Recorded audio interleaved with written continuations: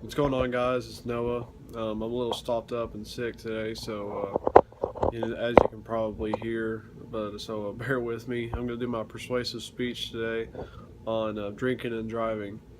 Um, Drinking and driving is obviously never a good choice. It's very, very dangerous for not only you, but for everybody you encounter on the road. Um, and that's what I think a lot of people don't understand is you're not just hurting yourself and the people that are in the car with you, if there is any, but you're hurting the people that are driving on the same road that you meet as you are. Um, it's incredibly dangerous for them and for yourself. Um, Drinking is a bad habit to get into, especially when you're doing it to the point to where you're not able to make a good decision, such as you're drunk and you decide you want to drive home. I mean, that's not a good, wise decision. And so, if you never get to that point when you're drinking, then you never have to fight yourself, making those decisions. It'll always be logical, okay, I'm not going to drive home today. But unfortunately, some people don't understand that and that they don't pay attention to their limits. Millions and millions of people probably every year are affected by drunk driving.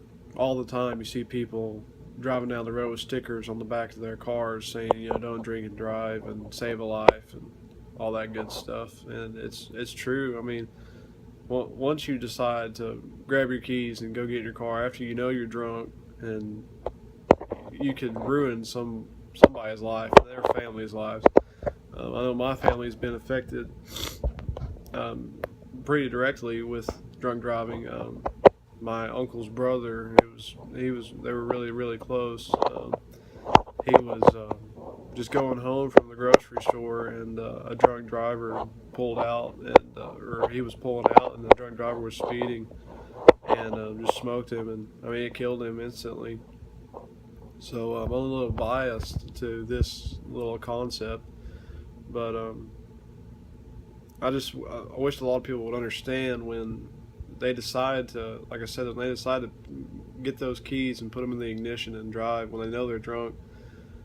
There's no way of knowing what you could possibly do. I mean, in my example, that guy he was an alcoholic anyway, so he was just drunk like he had been however many times before, and he was driving.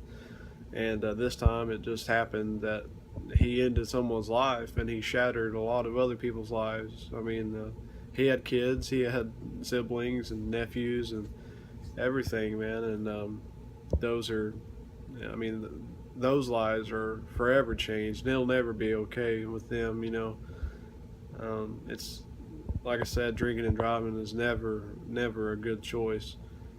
So I encourage you next time you go out in the town and you're partying and whatnot, just leave your keys wherever you're at and don't pick them up, and don't try to get home unless you have somebody that's capable of doing so.